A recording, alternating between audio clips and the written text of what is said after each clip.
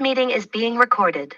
Hello, wonderful. This is Sarah, and raise your hand, not if you're driving, but otherwise, raise your hand if you have ever struggled with self-esteem. And I have the self-esteem doctor in the house with me today. Woo woo! Hello, Simone Alicia.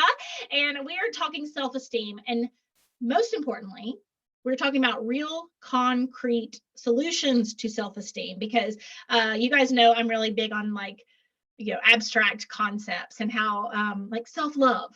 Okay, what does that mean? Self-confidence. What does that mean? Self-esteem. What does that mean? So Simone, welcome, and you tell us what that means to you. Absolutely. Thank you so much for having me. And hello, everybody.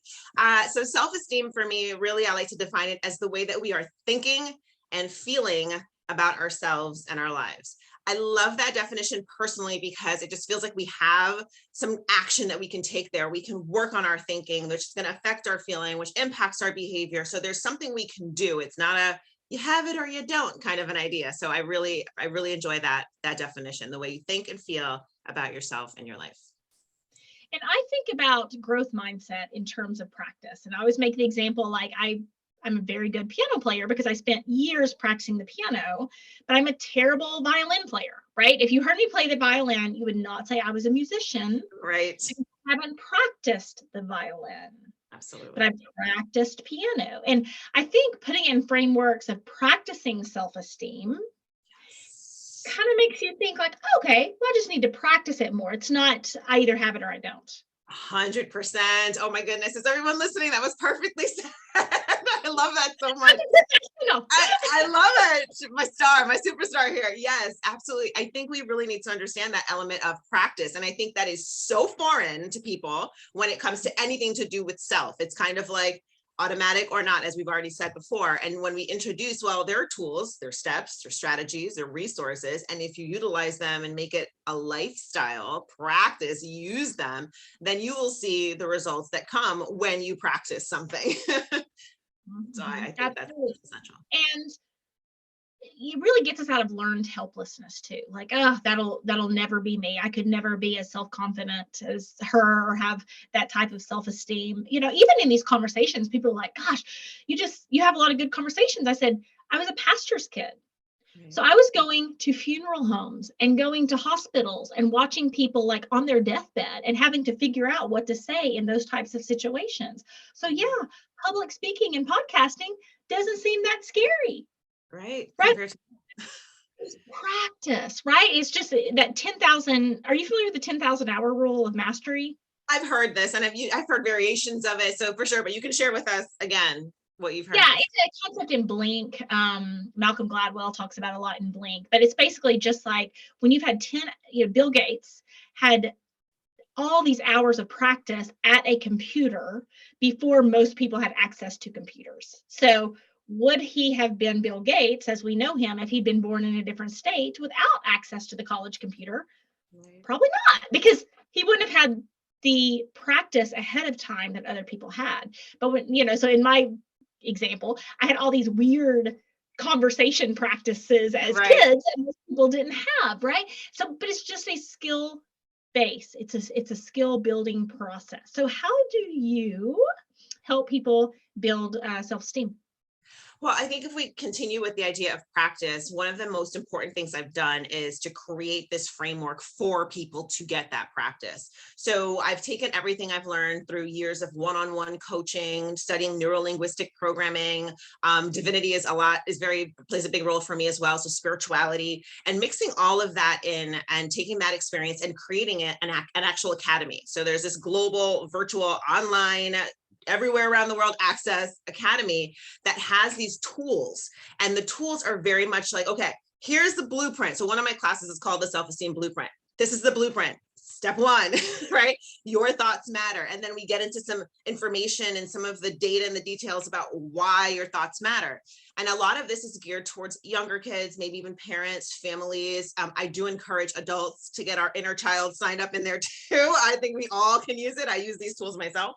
But I really believe in these steps. So there's a step where you have to engage your thinking. You have to start to think about what you're thinking about, right? Metacognition. You've got to start recognizing, okay, is my And let me self? pull you down right there, because that word might be new, and it's like Got it. so important into what you're Yes. saying. So I want to dig in a little bit deeper into metacognition, and then I'm an NLP master practitioner. So the neuro, the the language, right? Yes. And that's why it's so, you were like, oh gosh, somebody who understands language, like when it's the term of practicing, you and I'm like salivating over your like framework language, but it's so important, right? Like, oh yeah, we need to have better self-esteem. There's no language around that. So and watching your language and how you talk to yourself. So tell us about metacognition. I'm going to take you back just for 2 seconds here. I literally heard that word in college, sitting in the University of Florida campus, College of Education, and literally they said metacognition, and my spidey senses, when I just loved it. I was like, woo, thinking about thinking. So essentially metacognition, as I was taught back then, is just basically the ability to think about what you're thinking about. So I would also use the phrase awareness, being aware, like, oh my goodness, I'm in a negative spiral right now. I literally just thought of 40 negative things. Like, what am I doing? Right. So you become aware that that's what you're doing. And when you're aware, then you're in a better position to change it, because you know what you've just done that might not be serving you. And now you're in a position to say, okay, I don't want to do that anymore. And what I think I'm filling the blank with as we go a little bit forward here is, okay, I don't want to do that anymore. Well, what do I want to do? So I don't want to be negative, and I don't want to be this, and I don't want low self-esteem. Yes, but you've changed nothing yet, because you've just stated a bunch of what you don't want. And from the brain perspective, you're not creating or putting in a picture of what you do want that you can reach for. You don't have a goal there. I don't want low self-esteem is not a goal. It's not something that's achievable, right? It's like, how do I don't want? It's like, I always use the analogy, you pull up in the drive-through of a restaurant and you list like, I don't eat chicken, I don't eat beef, and I don't want bread, and I'm off of carbs, and I don't like sugar. And then you pull up to the window and they're like, okay, so I heard you say bread, chicken, beef, sugar, and that's what they're going to give you. And you're like, no, I said, I don't want, but there's no way to create that. So you have to go from when you realize what you're thinking and realize there are tools to help to be able to say, I'm aware, I want something new. This is what I want, and here's how I can get it. And I think that is the fundamental piece that I'm bringing to the table when it comes to self-esteem building. What is it? Why do you need it? And how do you get it? So one of the first things I take my clients through is in that neural pathway work, right?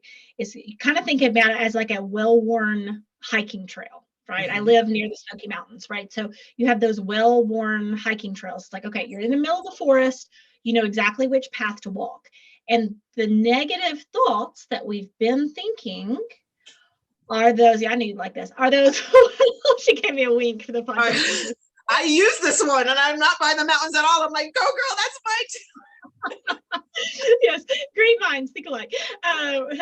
Great minds think differently than everyone else is thinking about this, even more importantly. So you have those well-worn paths, okay? So I think about in when I'm teaching people to change their thoughts in that metacognitive process, okay, there's that hiking trail, but then we find a stop sign at the end of it. So we want to put a stop sign down in our thoughts and then either go right or left rather than continuing to go straight on that well-worn path, because our brain, those are grooves that it's easy for us to fall into that way of thinking, right? Absolutely, 100%. We've created a routine and a pattern of thinking that our brain is very comfortable with. Oh, Simone wants to think this thought. Let's make this easy. Let's make these synaptic connections closer. Let's make that groove even more clear. Let's make the path light up for her because she wants to think this negative thing. She does it so much. Let's make it easy. And we want to put the stop sign. It all started as woods, right? Like in the Smoky Mountains, it wasn't like God made that path. Like it's worn down because it's well used. So when we think about going right or left, it may feel scary and nerve-wracking, but the only reason it's not a clear path is because you haven't practiced it. That's right. We haven't laid the foundation. We haven't gone that way yet. So our brain doesn't know we want to go that way. So when we say, I want to go that way, I tell people, you might be like weed whacking your way through that for a little bit because you have to carve that path. But the more you take it, the more your brain's like, I like this path and this is getting clearer and let's keep doing this. And then while you take your attention away from the previous path, the one that has a stop sign on it now, the woods just start to grow back over it and cover it and encase it. And it kind of comes out of your familiarity. And you're like, I don't even remember where was that path. Don't find it. Just leave it where it is. Let's go forward in another direction. Are there any thoughts? I'm trying to think of some of my own, but are there any thoughts that used to feel very well worn and that now you feel like have grown over, that you've changed? Oh, for sure. I think I know I have them. I'm just gonna reach in here and try to pull them I out. was trying to think of mine too. I was like, maybe she has something. I definitely do. But you know what? I think that that's a testament to the sincerity of moving forward. Now, that doesn't mean everyone that's listening, right? Everyone, I'm being serious. I don't want you to think that like, oh, we moved on and like, we're so like, oh, look at us floating away and like no problems in life. Like that's not true. But I believe as NLP practitioners and you as a master prac, we start to recognize that if I start to kind of revisit that pattern, right, remember, put that back together in my brain, then it kind of comes back to the forefront a little bit more than I want it to. So I think the ability to set it and forget it, or at least try to like, let's let that go, is really high in us and in our desire because of what we know can happen if we go back there. So I'm sure if you give me a couple minutes, I'll be like, oh yeah, I think it was this and I think it was that, it's there, but it's not on the top of my head because that's not a very well grooved pathway anymore for me to even find what that was, because I really put my emphasis on where is it that I want to go. I'm not so concerned about where I went wrong in the past. I've taken the lesson and I'm going to teach you based on the lessons I've learned, and you can learn from your lessons too, but it's not a big part of my current framework in terms of my performance or my thinking. I mean, which is just such like a powerhouse for our brains. And that just shows how powerful our brains are. Because it was like would have been like my life 10 commandments. And now it's like, oh gosh, what Yes. are you saying? Yes. Yeah. And I'm so happy you said that, Sarah, because that's what I want people listening to start to understand, because when it is in that commandment mode, right? When it's like, this is my life, like who is trying to tell me I can change this? I understand that. And it's even okay to temporarily feel that. I just want you to open a little window where you're letting in an appreciation for the possibility that this thing that you're holding on to so firmly right now, or so confused about right now, or so conflicted or hurt, or whatever number of negative emotions, that this thing can one day be like barely a memory, because there's so much more out there. And that's not just a matter of, Sarah and I just telling you that. It's actually the capacity of the human brain and thinking and mind and all of that stuff. You have it in you. You can access it. I did think of one though. Okay, go. I know it is something I use with my listeners. So I used to think if someone acted badly, right, that was either my job to fix it, or it was my job to fix them, or it was my job to maybe even like cover over their like quote unquote sin, not to make it like a religious position, but that's a word people understand, right? For sure. And so and now I think that if someone acts badly, it is not my job when I stand when I stand before God at the end of my life, I am not going to say my job here on earth was to help everyone else become the worst version of themselves. It was my job to cover over their addiction of anger. It was my job to cover over their addiction of selfishness. It was my job to cover over their addiction of lying or whatever. And before I thought, oh, that's what good people do. Like, you may not say what's happening in your house. You may not say what's happening in your family. And now it's like, whoa, I'm so disaligned with that belief. But it was a very strong belief before. Look at that. Look at that. That is huge. And that is all of us. We all have that thing or those things, a couple of them in some cases. And to be able to move forward from that is a sign of growth. And I think it's super important for us to believe, right? To have the belief and the faith in self and the faith in our potential, the faith in what, any number of things that you can have faith in, with higher power, inner self, the, human form, whatever it is, that we can grow from where we are. And you don't try to take these massive leaps. If you're listening and you're feeling kind of like, oh my gosh, I have to go from fully believing to fully disbelieving, like by the end of this podcast. No, that's no.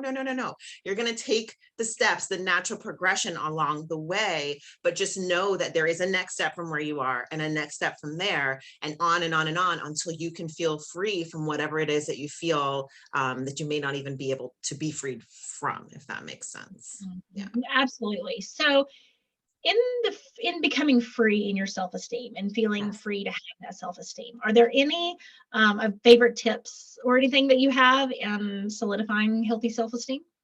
I do. I guess I touched on it a bit. I want to just go back to it, but the power of our thoughts. I think that, I think we're hearing a lot more about that. I think it's springing up. You're talking about mindfulness, and we're talking about, growth mindset.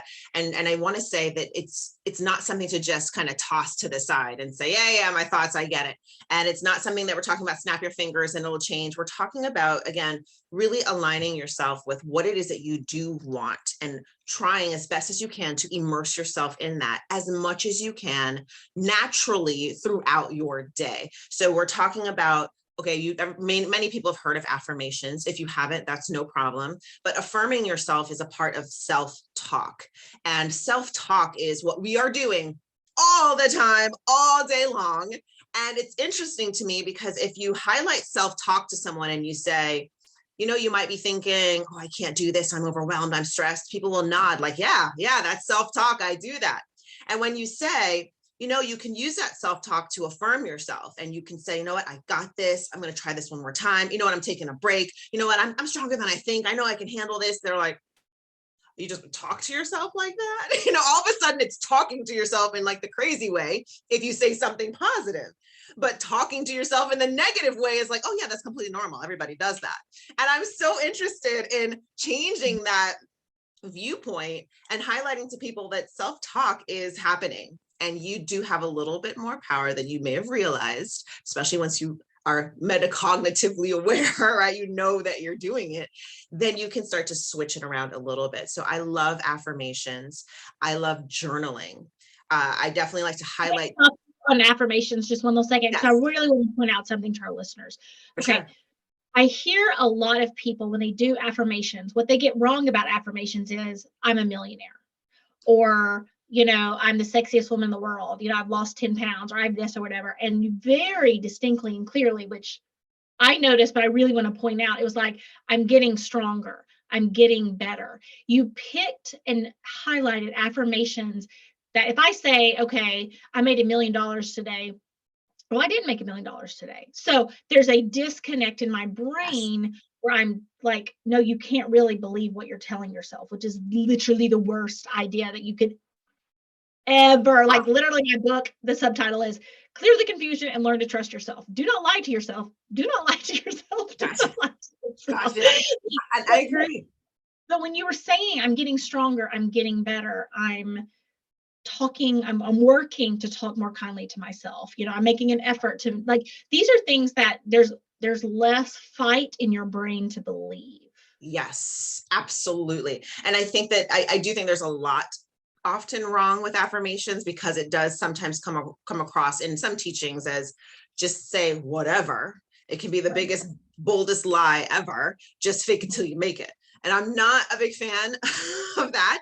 I do believe that I do believe we can get a little bit whimsical if you have the feeling, if you're able to believe that, if you're able to connect to that, if that feeling feels good, if your brain is like, oh, it's a matter of time, and yes, and you can get the sensation, I'm calling that to me. Like, for example, before my academy was the academy, I was like, oh, it's gonna be global. I've got this thing, everybody, everyone's gonna know. But I loved that thought. It felt great to me. It didn't feel like, what am I saying? What academy? What am I talking, right? So I want to just kind of fine tune that for you, that if you do want to say you're a millionaire, if something is happening in your life where that feels aligned and it actually feels like, yes, oh my gosh, this is right here. I can smell it. I can taste it. I can touch it. I can feel it. Then go for it. But if you are blatantly, like Sarah said, actually like, I am a millionaire, and you get nauseous because you're like, I'm gonna die broke, like what's happening, then you don't want to do that. You're actually creating more harm than good, because you're creating this dissonance between what you're thinking and what you're feeling and what you're believing, and it's not affirming, and it is not going to lead to anything good from law of attraction to NLP to science to quantum physics, none of those fields, positive psychology, and none of those fields is that going to serve you if you're actively in disagreement with the words coming out of your mouth. 100%. Absolutely. And even in the millionaire conversation, like, oh my gosh, I'm getting so much closer. Yes. Right. Even a little tiny bridge and that little tiny piece of ease, because this is something, oh my word, did I struggle with like the affirmation conversation or like getting to, and now it's normal and it's easy. But as I'm thinking to some of our listeners at that very early stages, I just wanted to point out as she was talking about affirmations, because there is a lot of stuff out there, like pick something in it. When you think about that being a wooded forest, don't pick, there's a castle in the sky that's already built and everything worked out. If that works for you, do it. I mean, now, yes, like I think we are both at a place now. I can get to the castle because there's been so many things that have already happened. There's already the momentum being built. But if you're at the very earliest stages and you're just like, my self-esteem is completely broken, I kind of hate myself, if I'm honest. Don't start with, I'm the most popular person in my life and Oprah is like begging to come to lunch. Like, go a little easy on yourself and build that 100%. That will backfire, and then you will start to resent the idea of affirmations, and then you'll think that nothing can help you anyway because you quote unquote tried affirmations and it didn't work. So like definitely what Sarah's saying is absolutely right on point. Take it easy on yourself, take it slow, and use those bridge words like I'm excited at the thought of, sometimes I have people that can't even say that I hope. I'm like, well, how about you get excited about the thought? And they're like, okay, I could do that. I'm excited at the thought of loving myself. Like that would be awesome. Not there yet, but that thought would be awesome. As you start to massage that into your brain and into your thoughts, then it starts to become more and more of a potential. And it's something that your brain has actually seen now. It's like, I've seen the fact that maybe I could think of loving myself. I never thought of that before. I never saw that potential before. This is a new possibility. And NLP, we want to increase your options. We want to increase your choices. So we just gave you another choice there where you could choose a little closer to loving yourself and thinking about loving yourself. So it's a process and you can definitely do it. Just readjust as you go. Take those baby steps. And neuro-linguistic, NLP, neuro-linguistic language. I want everyone to hear, because we started this conversation with like, okay, self-esteem is so much about language and how you talk to yourself. I want you to hear how obsessed her and I both are about this language. And that's rare, Thank you, Simone, for letting me like nerd out on you right now, But it is like, okay, yes, like when I said shorter bridge to cross in a new path, and she's like, yep. And then you hear shockingly specific language. Okay, if I need a shorter bridge to cross, okay, might possibly be a millionaire one day is where we start. Yes. I have $1 million in my bank, and that's all it is, guys. It's just changing the wording around it. Yep. Because your brain's taking it literally. And when you can give the little baby steps, your brain's like, oh, I can possibly think about, I can do that. And then you're at ease. And I love the word ease that Sarah used earlier. Ease is very, for me, important to that process. It's a good indicator of the right direction. It doesn't mean you're never going to be uncomfortable, of course, but I do like those elements of ease when you are attempting to begin the journey of loving yourself. That feeling of ease, I think, can be indicative of the feeling of love kind of starting to welcome itself into you and into your life. So I would definitely go for ease at first as you're growing, and start there for sure.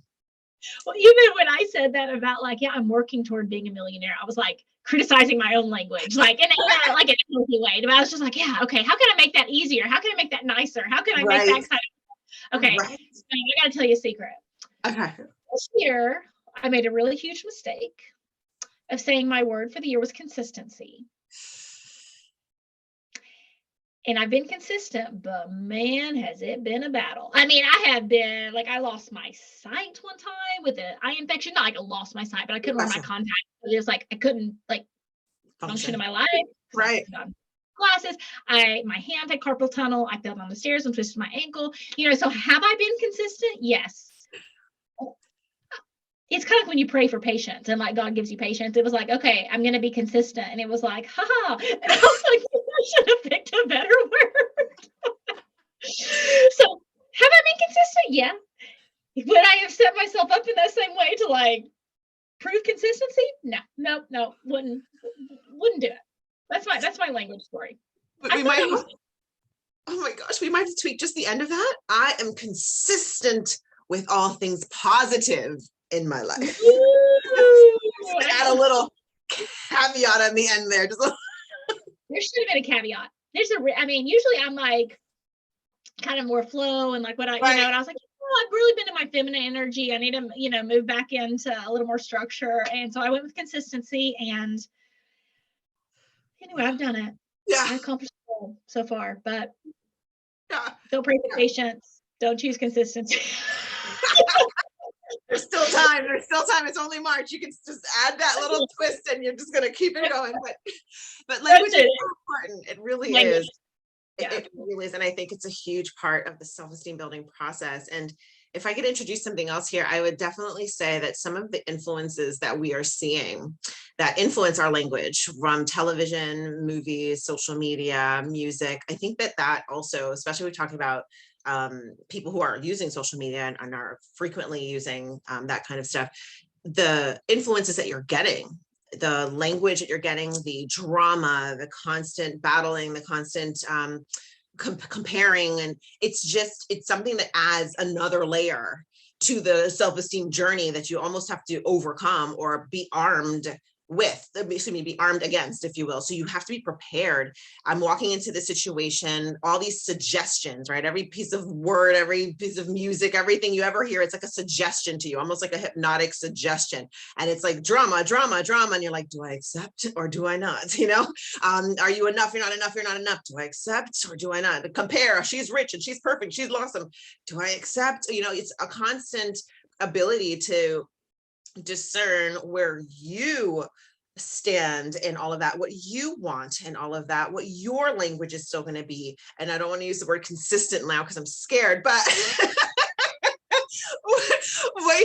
what your consistent, your most frequently used language is within yourself is going to really help with all that stuff that's going on, all that noise. So if your self-talk and your language is building you up, then those things that attempt to bring you down won't be as successful because you're starting with a really firm, strong foundation. I'm not talking about having no feelings. I'm not talking about being impervious to any kind of negativity. I'm not like, I'm going to turn you into a robot. You will have only one emotion, joy. I would like to. And as soon as I perfect that, I'll be back on to share that with you. Botox, right? You just got up and you're like, I'm always surprised. One emotion, surprise, joy, right? Like, yeah, if you want that, go for Botox. But yes, I'm here today. Right? But I love that. Yeah, it's not today, guys. I can't help with that part. But the goal is to feel your inner strength despite those things, that even those days when you do get pulled down or something happens, like Sarah was describing, those consistent negative things that sometimes will stumble upon all of us. I think it's great even when those are happening. Yes, feel it. Yes, be annoyed, be upset, feel those emotions, be human, but always know there's a path that I already carved out and I can get out of the negative part of this. I don't have to get stuck here. I can go somewhere else because I've already started to carve that path. And if I haven't started yet, don't worry, the best time is now. So you can start to carve that path very slowly and know that there's something better, change is coming, positivity is still an option, you can improve, you can come out of this. It's that language. And I think that my most favorite thing, if I can say that, about having this in the form of the academy, as opposed to when I was doing one-on-ones before, is that now you have access to practice this language and to rehearse this language, to see it, to listen to it, to let those get help building those pathways for you, your children, your families, so that when you are like, well, what do I do now? And what am I supposed to think now? And what's an affirmation I forgot? And I don't know, positive aspects of this. This is horrible. You can get that consistent feedback. It's like fuel that's helping you. So you're not digging that pathway by yourself. You've got people like Sarah, you've got people like me in the academy, you've got a lot of resources to help you dig that pathway and make that pathway to success that you do want and that you're focusing upon. Well, Simone, tell people where they can find out more about the academy and more about you. Perfect. Yes, thank you. You can definitely go to theselfesteemdoctor.com. That's my website. It's all spelled out, theselfesteemdoctor.com. And from there, you can access the academy, information about me, get in touch, get on our newsletter, just get that support to help carve those pathways and work on that self-talk. So if you had a 1-minute broadcast to the entire world and got to give them one tip for self-esteem that we haven't talked about, what would you say? I would say journaling. I would definitely say, here's my 1 minute broadcast. Guys, our brains are sometimes going everywhere, and we do have the ability to focus it. And when we grab that pen, I've heard it say like the pen is power, like it's a magical pen. You put down your thoughts, you start to write out what it is that you'd like, start to see it. I believe it's the first step of manifesting something, if that's word that you use. It goes from in your brain where it's totally invisible, no one can see it. You grab your pen and now you turn it into words. It is now visible on this paper. It is that first step in becoming real. So write out what you desire, write out what you want, write out that person that you're wanting to become and the self-esteem that you're wanting to feel and the belief in yourself. Write that out and let that be a part of the blueprint and a part of the carving of the path for you, so you can get focused and get clear on what you want, and do it every single day and make it feel joyful while you're doing it. Love it. The self-esteem doctor in the house. Simone, thank you so much for helping us on our journey to becoming toxic person proof.